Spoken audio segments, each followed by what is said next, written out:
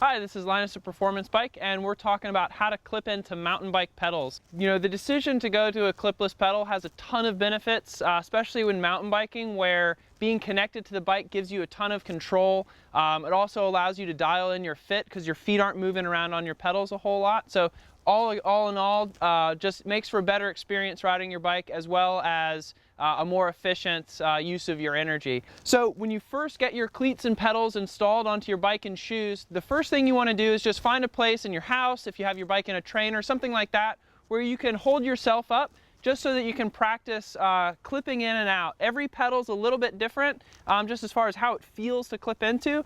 So just knowing your gear and getting used to how you use it is going to be one thing that's really important once you actually get out into the real world and on some trails riding. So starting off, just get up on your bike and just steady yourself against something and practice clipping in. Most mountain bike pedals are going to be dual-sided, meaning the tops and bottoms are the same, so it just makes it faster and easier to clip in. Most SPD style cleats, as well as Crank Brothers and a few other manufacturers, work pretty much the same way. You want to slide your foot along the pedal until you feel the nose of the cleat engage with the body of the pedal, and then just put some downward pressure and you'll hear a nice, typically satisfying click. That lets you know that you're clipped in. Once you hear that, give it a tug, make sure that you're actually engaged. To disengage the pedal, you want to rotate your heel away from the bike, and that will release the pedal.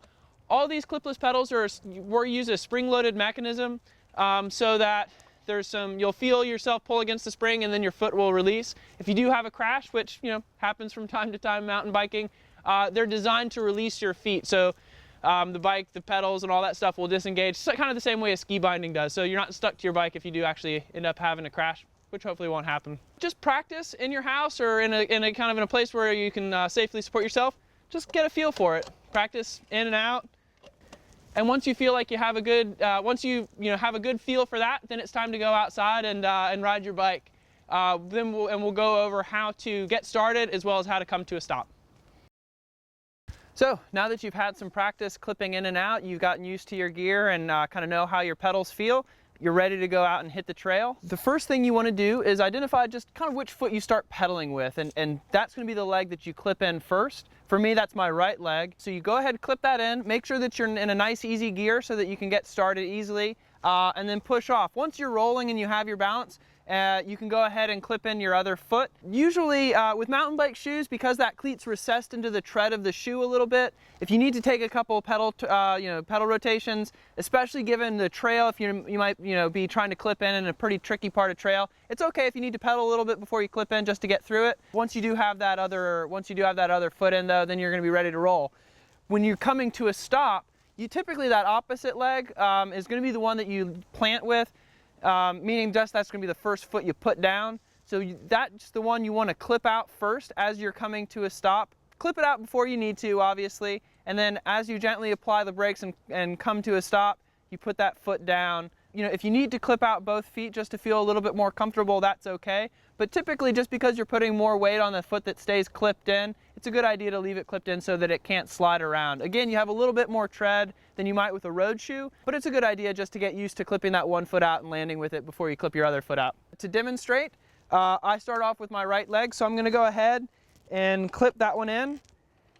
I'm in a nice easy gear that I know that I can start with, and I'm going to go ahead and lead off.